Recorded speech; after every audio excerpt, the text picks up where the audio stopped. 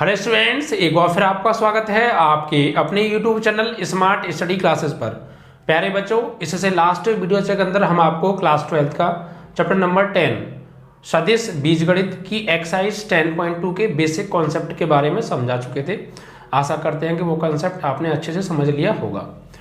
उसके बाद बच्चों थोड़ा सा और बेसिक रह जाता है, क्योंकि लास्ट वीडियो लेक्चर में टोटल जो बेसिक था, जो बेसिक कॉन्सेप्ट था, जो इस एक्सरसाइज के बारे में जो बेसिक नॉलेज थी, वो पूरी तरह आपको नहीं मिल पाई थी। थोड़ा सा पार्ट रह गया था, तो आज हम उसके बारे में डिस्कस करेंगे, जो भी थोड़ा सा बेसिक कॉन्सेप्ट रह गया है, और देन आपके क्वेश्चन स्टार्ट हो जाएंगे। ठीक है बच्चों, तो बेसिक कॉन्सेप्ट बहुत ज़रूरी है, क्योंकि अगर आप उसको नहीं समझेंगे, उस कॉन्सेप्ट के अंदर, उस चैप्टर के अंदर यूज होने वाले फॉर्मूले, रूल, रेगुलेशंस आ जाते हैं और आप उन्हें प्रिपेयर कर लेते हैं, तो फिर आप जो है अच्छे से एक्सरसाइज के क्वेश्चंस को भी कंप्लीट कर लेंगे। ठीक है बच्चों, तो आज जो बात करेंगे, हम बात करेंगे बच्चों दो बिंदुओं को मिलाने वाले सदिशों के स्थिति सदिश के बारे में। ठीक है, पोजीशन वेक्टर के बारे में। दो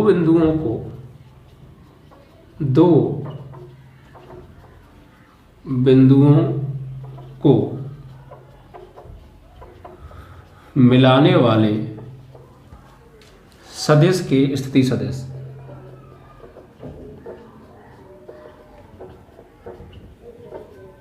स्थिति सदिश।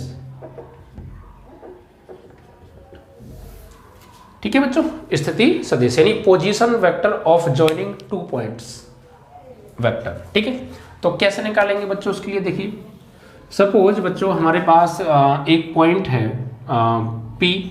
ठीक है, और ये इसके जो पॉइंट्स हैं वो x1, y1, z1 है। ठीक है, और एक पॉइंट है Q, इसके पॉइंट x2, y2, z2 है। ठीक है, ये 3D वाले पॉइंट्स हैं जिसमें x एक्सिस, y एक्सिस और z एक्सिस होते हैं। ठीक है, तो इन दोनों पॉइंट्स को मिलाने वाला जो सदिश होगा PQ, वेक्टर PQ, इसके स्थिति सदिश हम कैसे निकालेंगे बच्चों? देखिए, इसको निकालने का फॉर्मूला देखिए, तो वेक्टर PQ बराबर हो जाएगा बच्चों यहाँ से x2 minus x1 i plus x2 minus x1 i plus y1 minus y2, क्योंकि जो i होता है वो हमने किस पे लेट किया था? x एक्सिस पर। ठीक है, और जो j होता है वो y एक्सिस पर, और जो z होता है वो जो k होता है वो z एक्सिस पर होता है। ठीक है, तो इसलिए x2 minus x1 into i plus y2 minus y1 into J cap और प्लस z2 माइनस z1 के कैप। तो ये होगा बच्चों इसका पोजीशन वेक्टर। ठीक है, x2 minus x1 i plus y2 minus y1 j plus z2 minus z1 k। ठीक है, और अगर हम इसका मापांक निकालें तो मापांक क्या होगा? इसका परिमाण यानी इसकी लंबाई क्या होगी बच्चों? तो मॉडुलस इसका PQ का मॉड निकाल दीजिए, तो अंडरवुड में मापांक i के गुणांक का वर्ग प्लस j के गुणांक का वर्ग प्लस k के गुणांक का वर्ग, यानी कि x2 माइनस x1 का वर्ग प्लस y2 माइनस y1 का वर्ग प्लस z2 माइनस z1 का वर्ग। ठीक है, ये होगा इसका परिमाण यानी इसकी लंबाई। ओके, अब अगर ये हम मान लीजिए ये PQ है, अगर ये मान लीजिए QP होता, इसकी डायरेक्शन चेंज कर देते तो फिर ये क्या हो जाता? ये x1 minus x2 i cap, y1 minus y2 j cap और z1 minus z2 k cap हो जाता है बच्चों। ठीक है, इस तरीके से। तो डायरेक्शन चेंज करेंगे तो जाहिर सी बात है सिंबल चेंज होगा सदिश का, और सिंबल चेंज होगा तो यहाँ से माइनस कॉमन ले लेंगे, और एक सिंबल चेंज होगा माइनस वाला, वो तो माइनस माइनस पॉजिटिव होके कुल मिला के x1 minus x2, y1 minus y2 and z1 minus z2 हो जाएगा। ठीक है, अब ये आया कैसे बच्चों? देखिए, एक्चुअली जो यहाँ पर स्थिति सदिश जो हम निकालते हैं, ये जो होता है बच्चों, जो PQ होता है, एक्चुअली मैंने यहाँ पे बताया नहीं आपको, जो वेक्टर यहाँ से पहले थोड़ा सा एक चीज़ समझिएगा, जो वेक्टर PQ होता है इसका जो स्थिति सदिश होता है वो OP minus vector OP minus vector OQ होता है। OQ minus OQ minus OP, ठीक है, OQ माइनस OP। कैसे? देखिए, अगर हम इस तरीके से एक हमारे पास सदिश है, सपोज ये मान लीजिए ये P और Q, ठीक है, ये आपका x1 y1 z1 और ये x2 y2 और z2, ठीक। और ये O के सापेक्ष इसका जो स्थिति सदिश हो गया, ये वेक्टर OP हो गया और ये OQ हो गया, ठीक है। तो यहाँ से जब हम इसका स्थिति सदिश निकालेंगे, पोजीशन वेक्टर निकालेंगे बच्चों PQ का, तो क्या होगा? त्रिभुज नियम के आधार पर, जैसे मैंने आपको इससे लास्ट वीडियो में त्रिभुज नियम पढ़ाया था। क्या पढ़ाया था वो? कि जो OP वेक्टर है, जो OP वेक्टर OP और प्लस वेक्टर PQ बराबर आ जाएगा वेक्टर OQ के, ठीक है। तो यहाँ से अगर आप वेक्टर PQ निकालेंगे तो क्या निकल के आएगा? Vector PQ is equal to OQ minus OP, ठीक है, इस तरीके से। तो ये चीज़ जो है ऐसे निकल के आई, ओके। जो स्थिति सदिश होते हैं दो पॉइंट्स को मिलाने वाले सदिश के, तो वो कैसे निकालते हैं? अगर P और Q को ज्वाइनिंग कर रहे हैं तो vector PQ is equal to OQ minus OP, और ये OP माइनस OQ किस तरीके से आया? त्रिभुज नियम से आया। कैसे?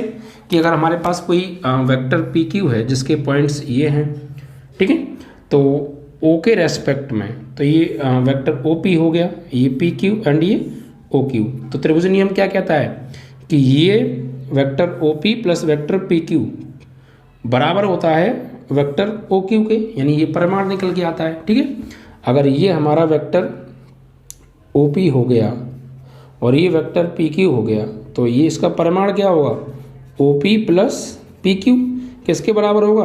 वेक्टर OP के, ठीक है। तो वही चीज़ है, तो इसीलिए यहाँ से हमने क्या किया? PQ का मान निकाल लिया, तो OP को उधर भेज दिया, तो कुल मिला के OQ vector OQ minus vector OP आ गया, ठीक है।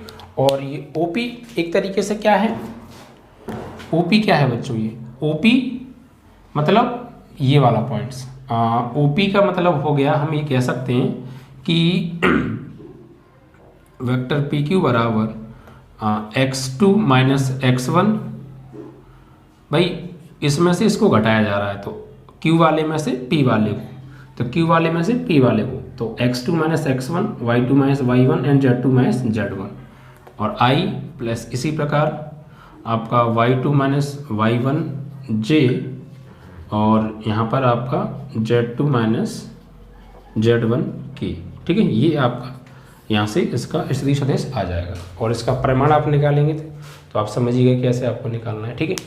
एक चीज़ और बच्चों, ये मैं आपको बता चुका हूँ, किसी सदिश अगर आपको मान लीजिए कोई सदिश दे रखा है, वेक्टर A बराबर A1i A2j A3k कैप, ठीक है।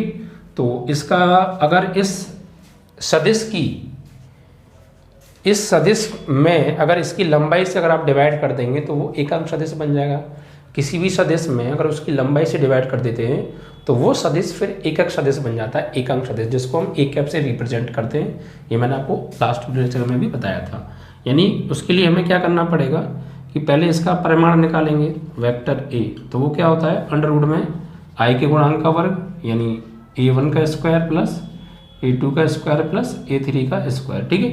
तो यहाँ से जब हम इसका वो निकालेंगे एकक सदिश, यानी इसके परिमाण से इस सदिश में डिवाइड कर देंगे तो ये क्या बन जाएगा A कैप, जिसको हम एकक सदिश के नाम से जानते हैं, ठीक है।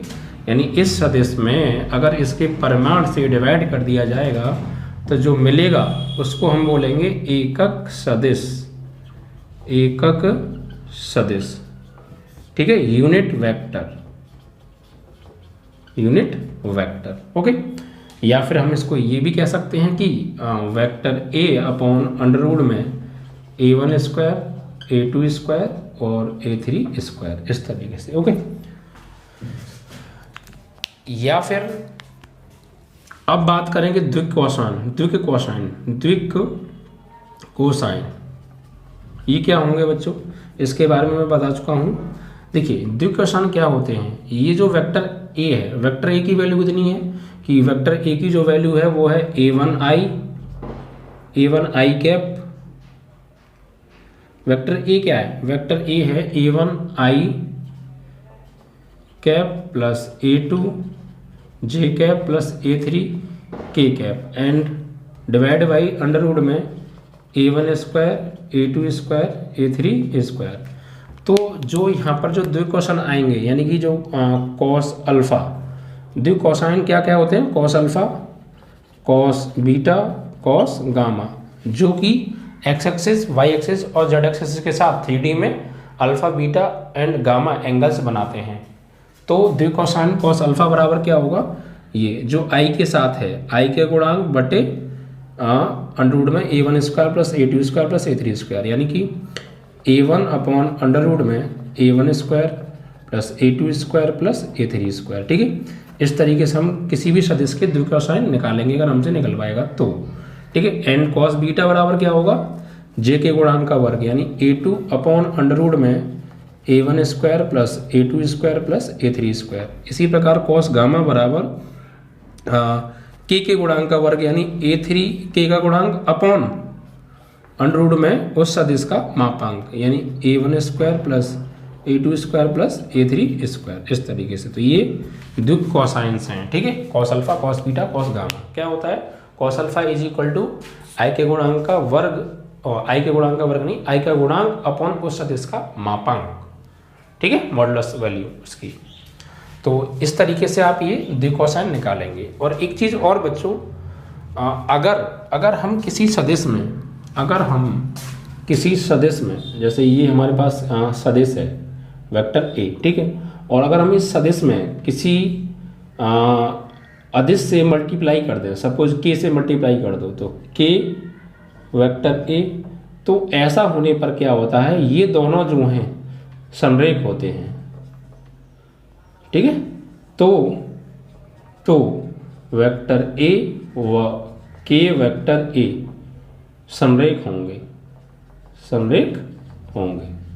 ठीक है, यानी अगर किसी सदिश में किसी स्केलर से आप मल्टीप्लाई कर देंगे तो वो दोनों की जो डायरेक्शन है वो तो चेंज होगी नहीं, डायरेक्शन तो सेम रहेगी और वो कोलाइनर हो जाएंगे, यानी समरेख हो जाएंगे। ओके, तो अगर आपको कोई सदिश दे रखा है, कहे कि प्रूफ कीजिए ये कोलाइनर या समरेख, तो आप उसमें किसी सदिश से मल्टीप्लाई कर दीजिए, तो वो सदिश जो नया निकल के आएगा वो और पूर्व वाला जो सदिश है दोनों क्या हो जाएंगे, आपस में कोलाइनर हो जाएंगे, समरेख हो जाएंगे। ठीक है, इस तरीके से।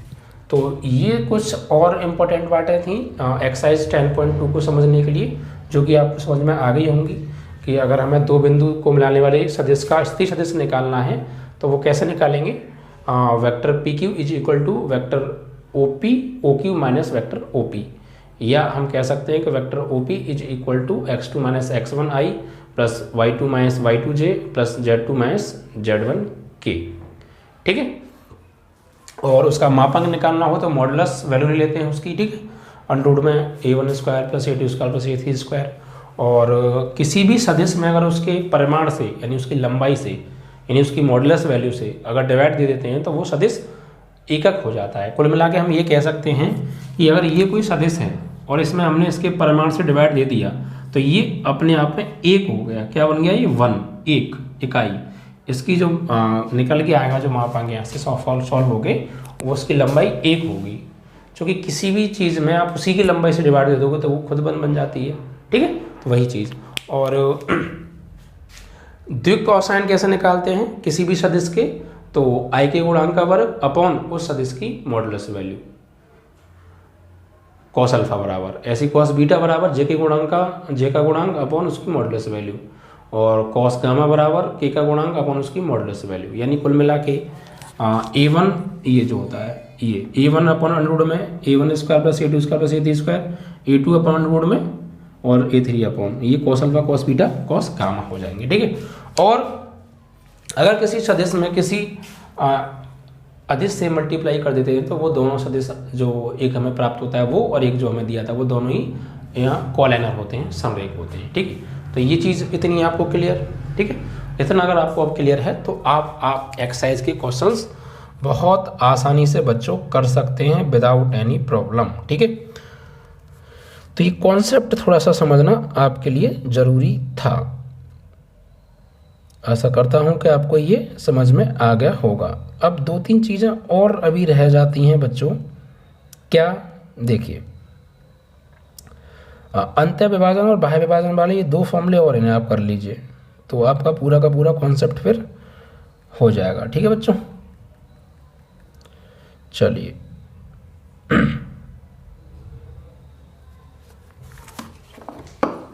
एक कॉन्सेप्ट और है बेसिक का, फिर उसके बाद आपका बेसिक समाप्त। ये 2 फॉर्मूले और आपके भी रह गए, अंत्य विभाजन और बाह्य विभाजन के। इतना कॉन्सेप्ट फिर आपने समझ लिया होगा तो पूरी एक्सरसाइज को विदाउट एनी प्रॉब्लम कर लेंगे बच्चों।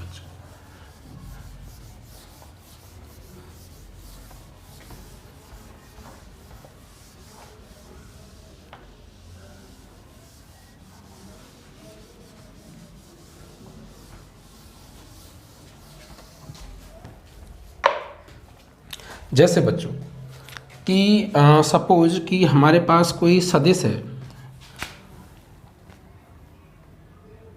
हम बात कर रहे हैं यहाँ पर विभाजन सूत्र के बारे में।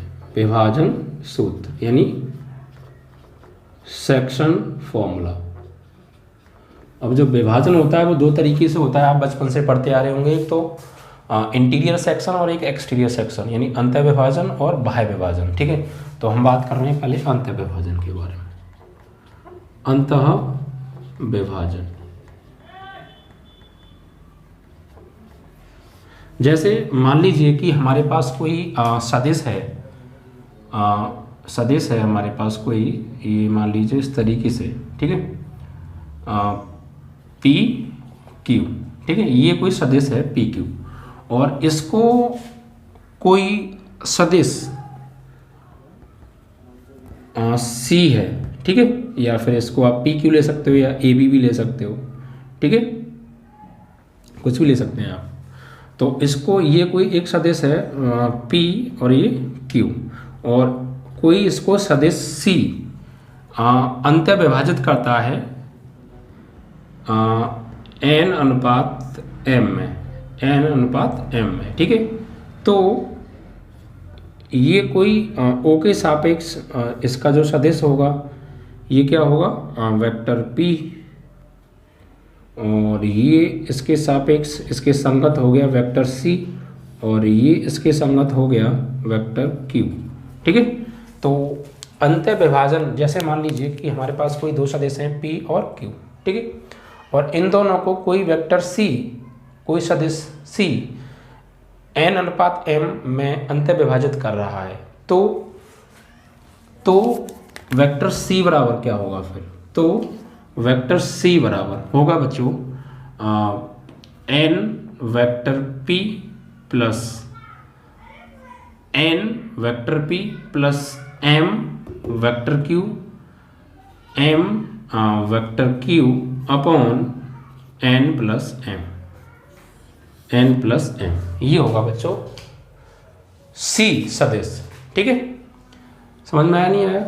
यानी अगर कोई सदिश P और Q को एक सदिश C n अनुपात m में अंत्य विभाजित कर रहा है तो O के सापेक्ष P का स्थिर सदिश वेक्टर P, O के सापेक्ष C का स्थिर सदिश मान लिया वेक्टर C, और O के सापेक्ष Q का स्थिर सदिश मान लिया वेक्टर Q। तो वेक्टर C कैसे निकलेगा यहाँ से? जो सदिश P और Q सदिश को अंत्य विभाजित कर रहा है वो सदिश हम कैसे निकालेंगे? तो वेक्टर C बराबर n vector P plus m vector Q upon n plus m। ठीक है, अब ये तो हो गया अंत्य का। अगर बाह्य विभाजित करें तो ठीक है, बाह्य विभाजन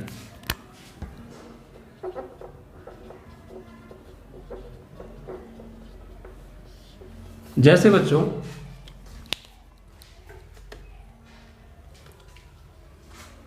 अगर बाह्य विभाजित करेगा तो सपोज ये हमारे पास वही पी क्यू सदिश है P और Q, ठीक है, और इसको कोई सदिश C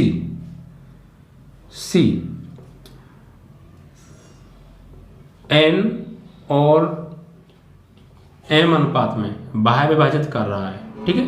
तो O के सापेक्ष ये वेक्टर C और P के सापेक्ष O के सापेक्ष ये वेक्टर P और Q के सापेक्ष ये वेक्टर Q हो जाएगा, ठीक है। तो यहाँ से फिर हम C कैसे निकालेंगे, ठीक है, ये वेक्टर C सदिश C हम यहाँ से कैसे निकालेंगे, तो ये होगा बच्चों M P vector minus N Q vector upon N minus M, ठीक है। अगर बाह्य विभाजन करेगा तब ये वाला फॉर्मूला आपको यूज करना है, ठीक है। चलिए, तो ये अंत्य का हो गया और ये बाह्य का हो गया। अगर बच्चों ये जो C है, अगर ये C इस वेक्टर P और वेक्टर Q का मिड पॉइंट हो, ठीक है, जब वेक्टर C वेक्टर P व वेक्टर Q का मध्य बिंदु हो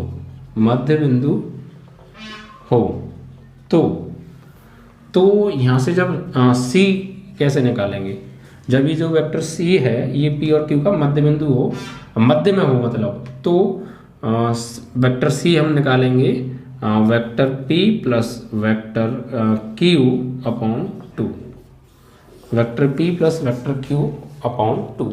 ऐसी स्थिति में यहाँ पर वेक्टर P और वेक्टर Q आपस में कैसे हो जाएंगे, इक्वल हो जाएंगे, ठीक है बच्चों। तो ये और कुछ फॉर्मूले थे जो कि आपको समझ में आ गए होंगे, अंत्य विभाजन का और बाह्य विभाजन का, ठीक है। अब आप आराम से एक्सरसाइज पर आ सकते हैं।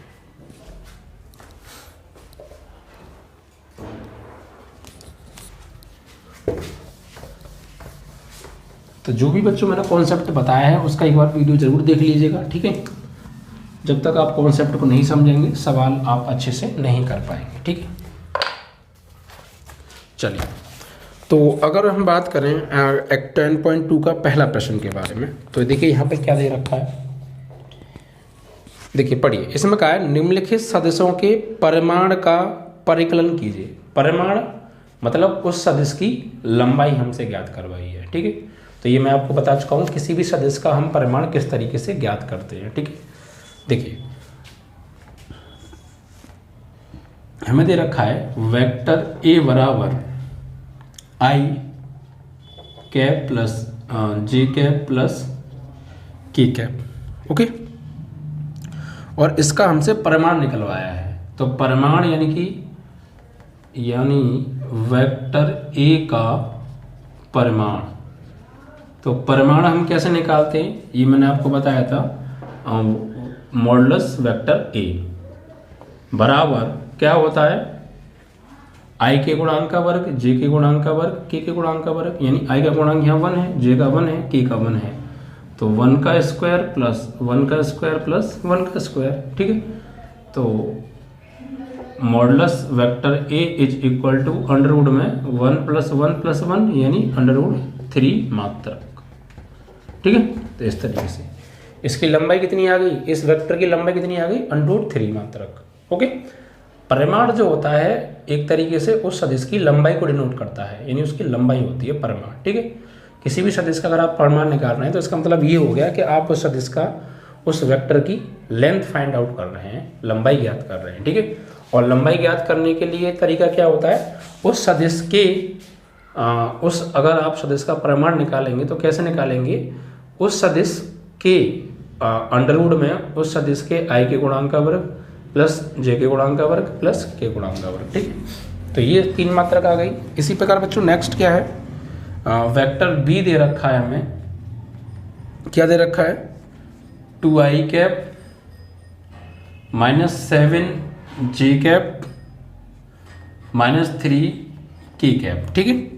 और आप इसका परिमाण निकालना चाहते हैं, तो वेक्टर मॉडुलस वेक्टर B बराबर अंडर रूट में I के गुणांक का वर्ग यानी 2 का स्क्वायर, J के गुणांक का वर्ग यानी माइनस 7 का स्क्वायर और K के गुणांक का वर्ग यानी माइनस 3 का स्क्वायर। तो फाइनली यहाँ से जो वैल्यू निकल के आएगी, ये 2 2 जा 4, 7 7 जो 49 और 3 3 जा 9, यानी मॉड वेक्टर बी बराबर अंडर रूट में 49 और 4 कितना हो गया आपका 53, 53 और 9, तो ये आपका हो गया 62 63 अंडर रूट 63 मात्रक। ठीक है, इस तरीके से। ऐसे बच्चों आपको एक और सदिश दे रखा है इसमें, वेक्टर सी बराबर 1/√3 आई कैप 1/√3 जे कैप -1/√3 के कैप। ठीक है, और इसका आपको स्थिति सदिश निकालना है, परिमाण निकालना है, मापांक निकालना है। तो तरीका वही है, मॉडुलस वेक्टर सी बराबर अंडर रूट में आई के गुणांक का वर्ग यानी 1/√3 का स्क्वायर, जे के गुणांक का वर्ग 1/√3 का स्क्वायर और के गुणांक का वर्ग -1/√3 का स्क्वायर, यानी वेक्टर सी बराबर अंडर रूट में ये 1/3 प्लस 1/3 प्लस 1/3। तो जब इसको आप सॉल्व आउट करेंगे तो वेक्टर सी बराबर अंडर रूट में जो एलसीएम आएगा वो 3 आएगा, तो ऊपर 1 + 1 + 1, तो vector C modulus vector C, ठीक है, बराबर अंडर रूट 3/3। इससे 1 टाइम कट गया तो मॉड वेक्टर की वैल्यू आ गई 1। ठीक है, इतने मात्रक, ये आपका आंसर। तो समझ में आया आपको। आपको अगर कोई भी सदिश दे रखा है और आप से उसका परिमाण अगर पूछा है तो आप परिमाण किस तरीके से निकालेंगे, उस सदिश में जो भी आई जे के गुणांक हैं उनका वर्ग करके जोड़ देंगे और रूट लगा देंगे। ठीक है, तो इस तरीके से आपका जो है सदिश उसका परिमाण निकल के आ जाएगा। ठीक है, चलिए इसके बाद नेक्स्ट क्वेश्चन क्या है इसको देखते हैं बच्चों। देखिए ये थोड़ा बेसिक चीज़ें हैं, स्टार्टिंग के सवाल, तो इनको आप थोड़ा ध्यान से समझिएगा, क्योंकि आने वाले सवालों को करने के लिए ये सारी चीज़ें बहुत नॉर्मल चीज़ें हैं, आपको आनी चाहिए। नेक्स्ट क्या है बच्चों, देखिए नेक्स्ट है बच्चों, समान परिमाण वाले दो विभिन्न सदिश लिखिए।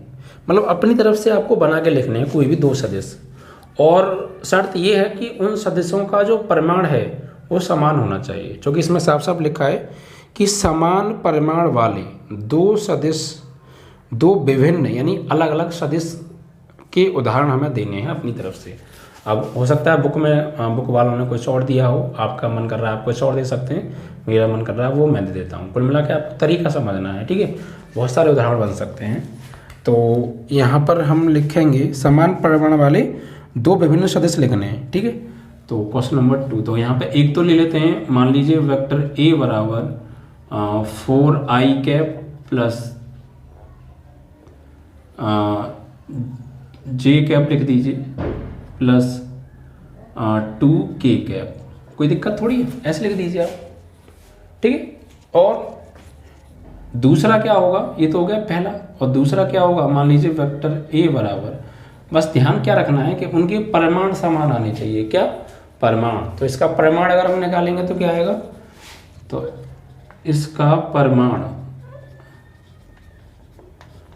यानी मॉड वेक्टर ए बराबर अंडर रूट में आई के गुणांक का वर्ग यानी 4 का स्क्वायर, जे के गुणांक का वर्ग यानी 1 का स्क्वायर, के गुणांक का वर्ग यानी 2 का स्क्वायर। तो ये आ जाएगी इसकी मॉडुलस वैल्यू 16 + 1 + 4 यानी अंडर रूट 21 मात्रक। ठीक है, इतना आ गया।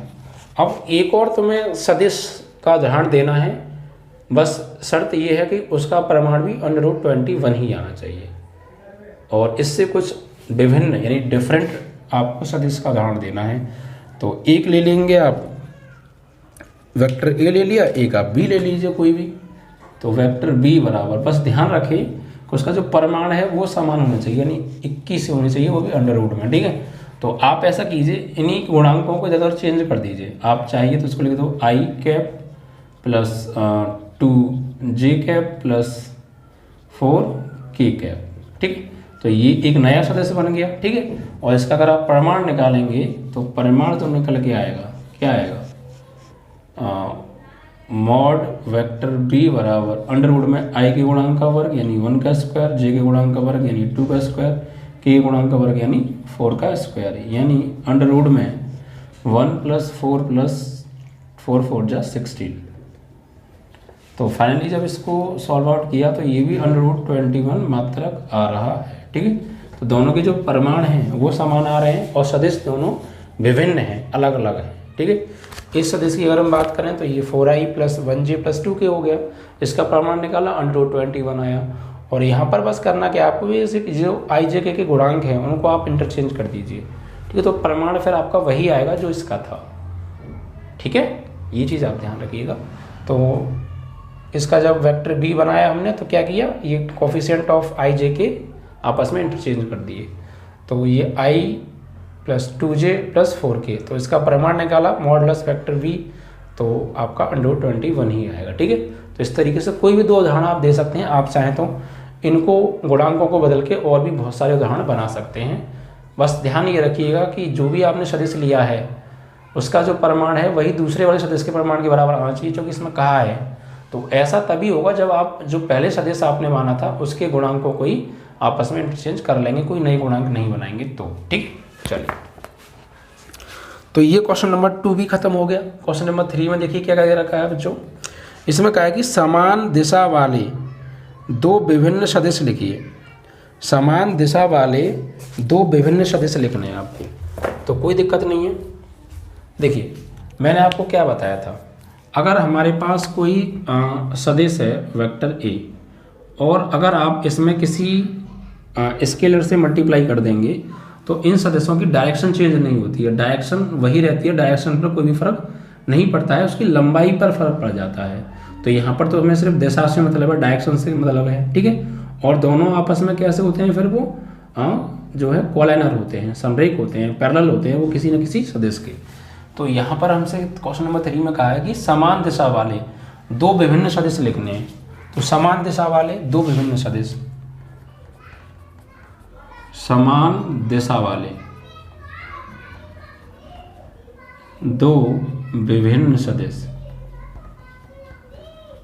तो कोई प्रॉब्लम नहीं है। देखिए पहले आप कोई भी एक सदिश ले लीजिए, लेट एनी वेक्टर a = कुछ भी ले लो 2i + 3j + 4k, सपोज ये आपने कोई सदिश ले लिया। ठीक है, अब इसी के समान दिशा में, इसी की दिशा में एक और सदिश हमें लेना है बट हो इससे डिफरेंट।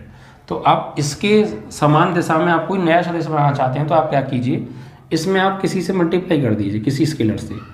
तो यहाँ पे आप कर दीजिए 3 से कर दीजिए, तो 3 वेक्टर a बराबर, तो 3 और इंटू वेक्टर a की वैल्यू कितनी है 2i + 3j + 4k। ठीक है, ये लिखना है, ये माना, क्योंकि हमें कोई गिवन नहीं है, ये सब हम मान रहे हैं अपनी तरफ से। ठीक है, अपनी तरफ से मान के लेकर आए ये सब माना। ठीक है, तो यहाँ से जो 3 वेक्टर a कितना आएगा 3 2 6i + 3 3 9j + 3 4 12k वेक्टर। ठीक, इस तरीके से। तो ये जो सदिश है 3 वेक्टर a और वेक्टर a, ये दोनों सदिश विभिन्न हैं, अलग अलग हैं, लेकिन इसकी जो डायरेक्शन है वो सेम है। क्योंकि किसी भी सदिश में किसी स्केलर से मल्टीप्लाई कर दिया जाता है, किसी संख्या से अधिक संख्या से मल्टीप्लाई कर दिया जाता है, तो उस सदिश की डायरेक्शन पर कोई इफेक्ट नहीं पड़ता है, उसकी लेंथ पे इफेक्ट पड़ता है। तो यार लंबाई से तो हमें कोई मतलब ही नहीं, हमें तो डायरेक्शन से मतलब है। तो उसने खुद कहा है कि ऐसे दो सदिशों के उदाहरण दो जिनकी जो समान दिशा के हों, एक ही दिशा में, उनकी दिशा डायरेक्शन एक ही हो। तो इसकी डायरेक्शन भी क्या होगी, वही होगी जो इसकी डायरेक्शन है। यहाँ पर लिखेंगे अतः वेक्टर a व 3 वेक्टर a समान दिशा वाले विभिन्न सदिश हैं।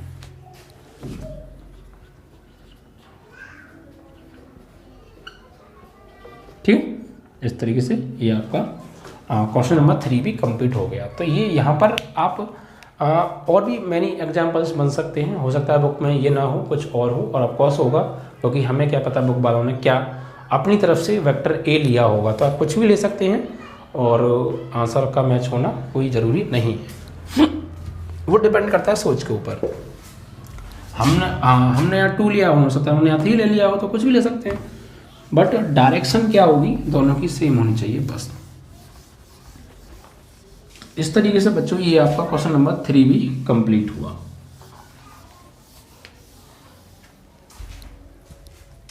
ठीक है, चलिए अब देखिए बात करेंगे नेक्स्ट क्वेश्चन नंबर 4 के बारे में।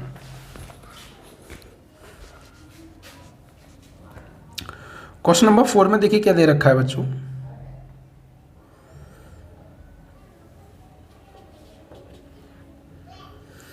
x और y के मान ज्ञात कीजिए ताकि सदिश ये और ये समान हो। यानी x और y के मान हमसे ज्ञात कराए हैं और हमें सदिश इक्वल दे रखे हैं, यानी सदिश 2i cap plus 3j cap समान हो xi cap plus yj cap के। ठीक है, तो यानी कि x और y के वो कौन से मान हैं जिसके लिए ये दोनों सदिश आपस में समान हो जाएं, इक्वल हो जाएं।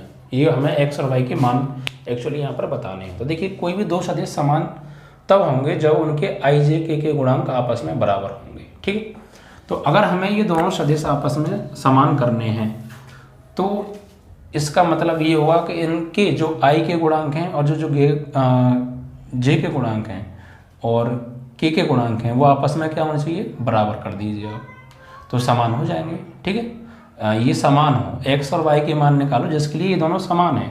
तो ये दोनों समान हैं तो इट मीन्स कि 2i cap plus 3j cap is equal to होगा xi cap plus yj cap. और जब ये दोनों आपस में समान है तो इनके i और j के गुणांक भी क्या होंगे, बराबर होंगे। ठीक है, तो इधर i का गुणांक क्या है x, इधर i का गुणांक क्या है 2, तो x की वैल्यू क्या आ जाएगी 2, और इधर j का गुणांक क्या है y, इधर j का गुणांक क्या है 3, तो y की वैल्यू क्या आ जाएगी 3। तो इट्स आवर आंसर, यानी value of x and y। भाई हमसे ये कहा था कि ये दोनों सदिश आपस में बराबर हैं, और दो सदिश बराबर जब होते हैं जब i और j के गुणांक आपस में, i j k के गुणांक आपस में बराबर हों। ठीक है, तो हमसे ये कहा था कि ये बराबर हैं, तो बराबर है तो इट मीन्स i और j के गुणांक बराबर होंगे ऑफ कोर्स। तो इट मीन्स x बराबर 2 एंड y बराबर 3, और ये आपकी वैल्यू हो गई x और y की। ठीक है, चलिए तो ये क्वेश्चन नंबर 4 भी आपका इस तरीके से कंप्लीट हो गया। नेक्स्ट क्वेश्चन है बच्चों आपका क्वेश्चन नंबर 5। इसमें देखिए क्या कहा है, इसमें कहा है कि एक सदिश का प्रारंभ बिंदु यानी इनिशियल पॉइंट हमें दे रखा है 2,1 एंड फाइनल पॉइंट यानी अंतिम बिंदु -5,7 है। इस सदिश के अदिश एवं सदिश घटक ज्ञात कीजिए। तो अदिश और सदिश घटक को समझने से पहले थोड़ा सा आप समझ लीजिए। देखिए अगर हमारे पास कोई सदिश है वेक्टर a बराबर a1i plus a2j plus a3k। ठीक है, तो अगर हम इसमें बात करेंगे सदिश घटक क्या होंगे इसके, सदिश घटक, इसके जो सदिश घटक होते हैं वो होते हैं बच्चों a1i, a2j, a3k। ठीक है, और जो अदिश घटक होंगे, अदिश घटक वो होंगे a1, a2, a3। ठीक है, तो इस तरीके से आप किसी भी वेक्टर के सदिश और अदिश घटक ज्ञात कर सकते हैं। ओके, चलिए तो कि ये थोड़ा सा मैंने आपको कॉन्सेप्ट इनका बताया नहीं था सदिश अदिश घटक का बेसिक कॉन्सेप्ट में, तो हो सकता है आपके लिए नई चीज़ हो, तो इसलिए मैंने आपको थोड़ा सा बता दिया है पहले से। ठीक है, तो अब आप समझ गए होंगे कि अदिश घटक क्या है और सदिश घटक क्या है। अब आप क्वेश्चन कर सकते हैं जो भी आपसे पूछा है, जिस भी वेक्टर के आपसे सदिश अदिश घटक पूछे हैं। जैसे क्वेश्चन है आपका 5वां, इसमें क्या कहा है बच्चों कि एक सदिश का प्रारंभिक बिंदु है, अंतिम बिंदु है, इस सदिश के अदिश एवं सदिश घटक बताने हैं आपको। ठीक है, तो कोई नहीं, देखिए प्रारंभिक बिंदु क्या दे रखा है हमें, प्रारंभिक बिंदु initial point of vector is equal to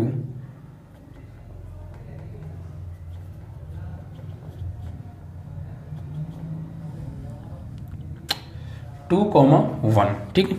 and अंतिम बिंदु हैं वो क्या है, -5,7, ओके। तो इस सदिश के अदिश एवं सदिश घटक, तो पहले इस सदिश के, तो पहले यहाँ से हमें एक सदिश बनाना पड़ेगा, एक वेक्टर हमें पहले बनाना पड़ेगा। तो वो हम कैसे बनाएंगे, तो यहाँ से जो सदिश बनेगा सपोज, तो यहाँ से सदिश मान लीजिए वेक्टर ए बराबर, ठीक है। तो एक्चुअली ये आपका x1 y1 एंड एंड ये x2 y2, ठीक है। तो यहाँ से सदिश जो बनेगा वो क्या बनेगा, x2 minus x1 i cap y2 minus y1 j cap, ठीक है। तो x2 की value -5 minus x1 2 i plus 7 minus 1 j, यानी फाइनली माइनस के 9i प्लस 6j हो गया ये, ठीक है। तो यहाँ से अगर हम बात करें, ये आ गया हमारे पास सदिश वेक्टर ए। तो इसके सदिश घटक क्या होंगे बच्चों, माइनस के 9i 6j, ठीक है। और जो अदिश घटक होंगे,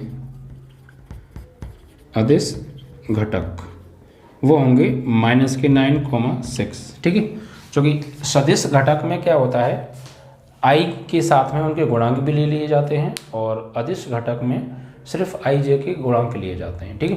ये तो ये आपके हो गए सदिश घटक और ये हो गए आपके अदिश घटक, ठीक है। तो इस तरीके से पहले हमने क्या किया, जो भी हमें पॉइंट्स गिवन थे उन पॉइंट्स से पहले हमने वेक्टर को बनाया, ठीक है, वेक्टर बना दिया, फिर उसके बाद उसके घटक जो है निकाल दिए, ठीक है, आराम से।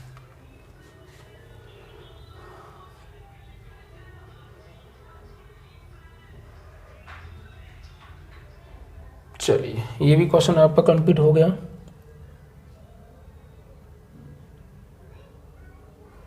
आपको जो पॉइंट दिए थे ये 2,1 माइनस 5,7 थे ना, 2,1 माइनस 5,7, तो यस, तो उसका जो आंसर है वो क्या है,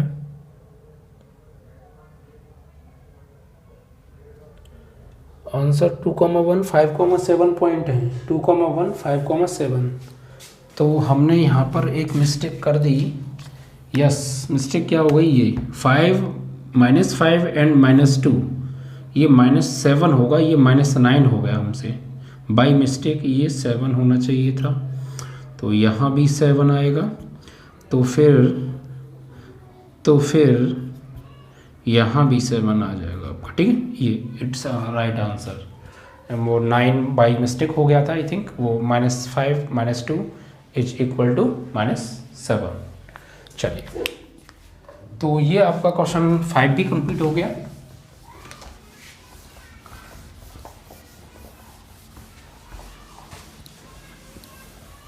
तो आप समझ पा रहे होंगे बच्चों किस तरीके से हम एक्सरसाइज को आगे बढ़ा रहे हैं और धीमे धीमे करते हुए सारी चीज़ें क्लियर होती जा रही होंगी आपको।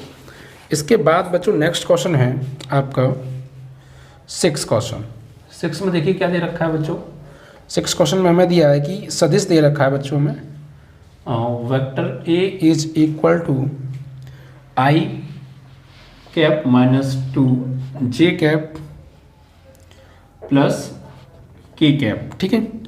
And vector b is equal to given है हमें, ये सब चीज़ें बच्चों गिवन है। Vector b is equal to -2i cap plus 4j cap plus 5k cap, ठीक है। और vector c is equal to i cap -6j cap -7k cap, ठीक है। का योगफल हमसे बच्चों ज्ञात करवाया है। चलिए कोई नहीं, योगफल तो आराम से हो ही जाएगा। यानी इनका योगफल, एडिशन ऑफ गिवन वेक्टर्स। तो कैसे निकालेंगे बच्चों योगफल? देखिए, योगफल निकालने के लिए इनको जोड़ दो तीनों को। तो vector A plus vector B plus vector C हमको निकालना है, इन तीनों का योगफल। तो वेक्टर ए की जगह वेक्टर ए की वैल्यू कितनी है? आई माइनस 2j प्लस के, एंड प्लस वेक्टर बी की जगह वेक्टर बी की वैल्यू कितनी है? माइनस की 2i plus 4j plus 5k cap, और प्लस वेक्टर सी की वैल्यू कितनी है? ये i cap minus 6j cap minus की 7k कैप। ठीक है, इस तरीके से। तो ये तीनों सदिश हैं, इनको एडिशन कर दिया। तो अब जोड़ेंगे, i वाले के साथ में जोड़ेगा या घटेगा, ऐसे j वाले के साथ में एंड k वाले के साथ में। ठीक है, तो देखिए बच्चों, ये हो गया 1i और 1i 2i, लेकिन ये माइनस 2i तो 0 हो जाएगा। ये तो भाई 1i और 1i 2i प्लस के, और ये माइनस के 2, यानी कुल मिला के ये आपका हो जाएगा 0i कैप। ठीक है, माइनस का 2j और प्लस का 4j, तो कितना बचा ये? या फिर देखिए पहले माइनस माइनस का जोड़ लो, माइनस के 2j और माइनस के 6j, माइनस के 8j और माइनस के 8j में से प्लस का 4j गया, तो माइनस के 4j कैप बचा, एंड प्लस का k और प्लस का 5k प्लस का 6k और प्लस के 6k और ये माइनस के 7k, तो कितना बचेगा? माइनस का 1k कैप बचेगा। ठीक है, तो ये इनका एडिशन आ गया इस तरीके से। यानी vector A plus vector B plus vector C is equal to 0i cap minus 4j cap minus 1k cap. ठीक है, ये इनका एडिशन हो गया। ठीक है, तो इस तरीके से आप ऐड करेंगे, i वाले को i वाले के साथ ऐड करेंगे, j वाले को j वाले के साथ, और k वाले को k वाले के साथ। ठीक है, ऐड करेंगे अगर ऐड हो रहा है तो, और अगर ऐड नहीं हो रहा, माइनस हो रहा, तो माइनस कर देंगे, जो भी है। ठीक है, तो ये आपका 6 भी कंप्लीट हो गया बच्चों। क्वेश्चन नंबर देखिए 7 में हमें क्या दे रखा है कि सदिश दे रखा है एक बच्चों, और इस सदिश के अनुदिश मात्रक सदिश ज्ञात कीजिए। तो मात्रक सदिश तो क्या है, उस सदिश में उसके परिमाण से डिवाइड कर दीजिए, तो उसका मात्रक सदिश आ जाएगा निकल के। चलिए, यानी क्वेश्चन नंबर 7, सदिश दे रखा है वेक्टर a बराबर i कैप माइनस के 2j cap i plus j plus j plus 2k। ठीक है, और इसके अनुदिश मात्रक सदिश निकालना है। तो मात्रक सदिश कैसे निकालते हैं? उस सदिश में उसी के परिमाण से डिवाइड दे देते हैं, यानी कि मात्रक सदिश को लिखते हैं बच्चों a कैप से। तो vector a upon mod vector a, तो a cap is equal to vector a कितना है? i plus j plus 2k cap upon under root में मॉड वेक्टर a कैसे निकालेंगे? i के गुणांक का वर्ग प्लस j के गुणांक का वर्ग प्लस k के गुणांक का वर्ग अंडर रूट के अंदर। तो i का गुणांक 1, j का गुणांक 1, k का गुणांक 2, तो 1 का वर्ग प्लस 1 का वर्ग प्लस 2 का वर्ग, यानी i cap plus j cap plus 2k cap divide by under root में 1 का स्क्वायर 1 और 1 2 और 2 का वर्ग 4, तो 4 प्लस 2 6 आ गया। ठीक है, ये आपका आंसर इस तरीके से। तो मात्रक सदिश आप समझ गए किस तरीके से निकालेंगे। यूनिट वेक्टर किसी भी सदिश का, उस सदिश में उसी के परिमाण से डिवाइड दे दीजिए। ठीक है, ये तो ये आपका क्वेश्चन नंबर 7 कंप्लीट हो गया। इसके बाद हम बात करें क्वेश्चन नंबर 8 के बारे में। तो क्या होगा, देखिए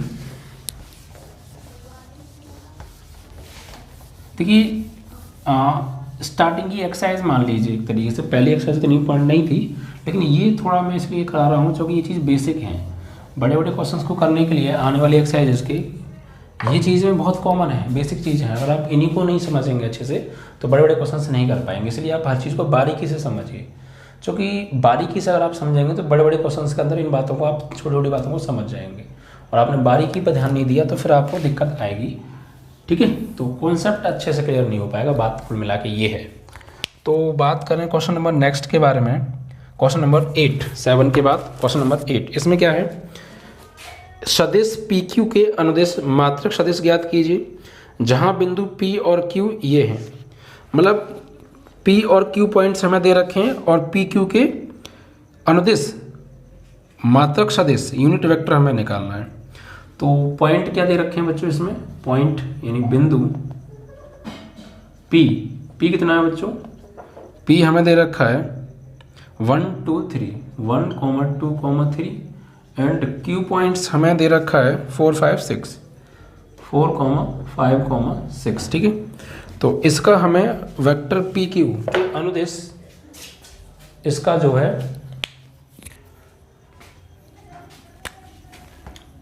एकक सदिश निकालना है। तो पहले निकालेंगे इसका वेक्टर पी क्यू निकालेंगे। तो वेक्टर पी क्यू कैसे निकालेंगे, ये आपका x1 y1 z1, ये x2 y2 z2। तो x2 minus x1 i cap plus y2 minus y1 j cap plus z2 minus z1 k cap, ठीक है। ये तो होता निकालने का तरीका। तो vector P Q is equal to x2 minus x1 i cap y2 minus y1 j cap and z2 minus z1 k cap. तो vector P Q is equal to 3i plus 3j cap plus 3k cap, ठीक है। 3 3 आ रहा है ना, 4 minus 1 3, 5 minus 2 3 and 6 minus 3 3, ठीक है। तो अब ये वेक्टर पी क्यू आ गया, लेकिन इसका हमें निकालना है मात्रक सदिश, ठीक है। तो कैसे निकालेंगे, वेक्टर पी क्यू का मात्रक सदिश निकालने के लिए पहले हमें निकालना पड़ेगा इसका मॉडुलस वैल्यू। यदि mod vector P Q is equal to i के गुणांक का वर्ग यानी 3 का स्क्वायर, जे के गुणांक का वर्ग 3 का स्क्वायर, के गुणांक का वर्ग 3 का स्क्वायर। तो mod vector P Q is equal to under root में ये हो गया आपका 9 प्लस 9 प्लस 9, तो ये हो गया 27, ठीक है, अंडर रूट 27। तो अब आपको निकालना है मात्रक सदिश, मात्रक सदिश वेक्टर पी क्यू का। तो ये होगा vector P Q upon mod vector P Q, ठीक है। ये तो vector P Q upon mod vector P Q. तो पी क्यू की वैल्यू कितनी है, अभी निकाला आपने 3i plus 3j plus 3k cap upon mod vector P Q की वैल्यू 27, तो अंडर रूट 27, ठीक है।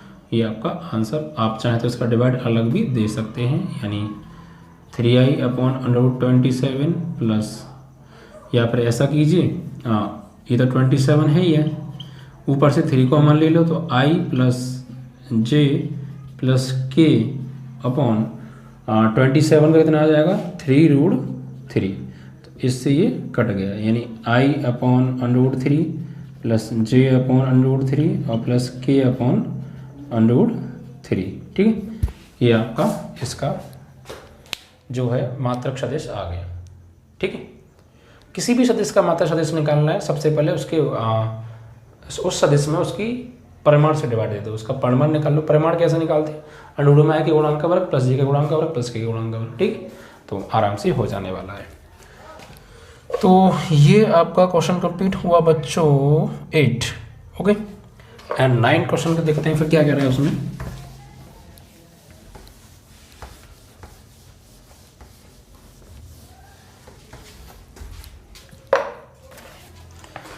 क्वेश्चन नंबर 9 में देखिए हमसे कहा है कि दिए हुए सदिशों वेक्टर ए और वेक्टर बी के लिए सदिश vector A plus vector B के अनुदिश मात्रक सदिश निकालिए।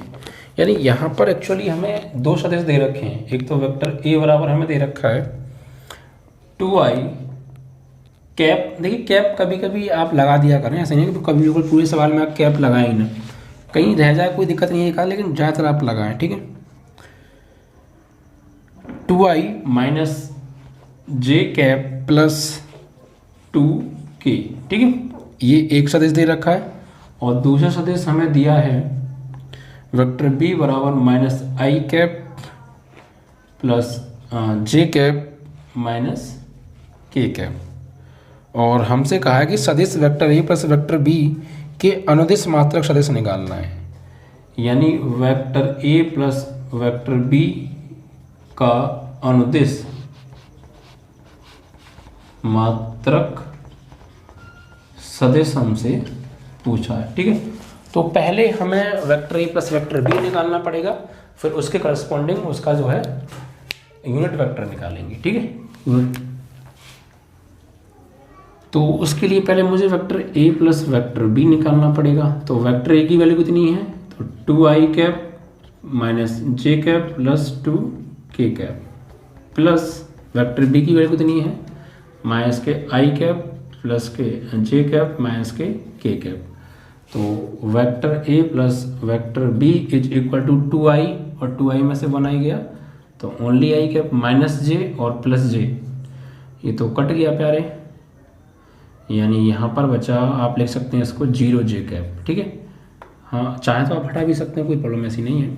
एंड 2k में से 1k गया तो ओनली k कैप, ये चीज़ आ गई। अब इसका आपको निकालना है मात्रक सदिश। तो vector a plus vector b के अनुदिश मात्रक सदिश।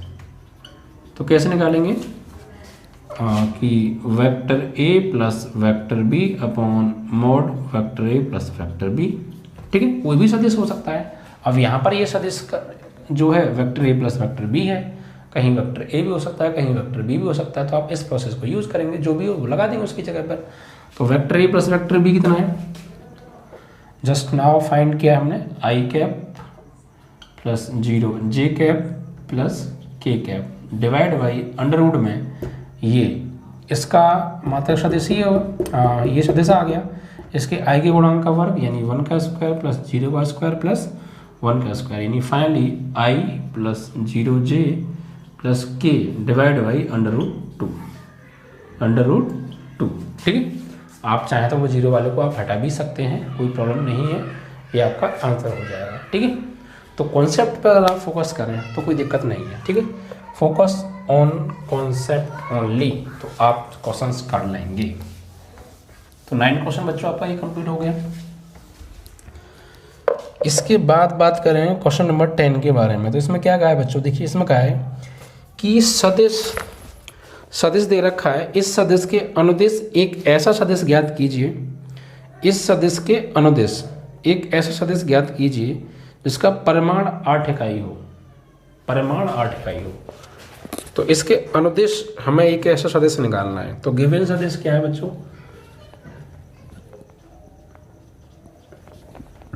हमें एक सदिश दिया है बच्चों, सबको जिसको वेक्टर ए ले लेते हैं।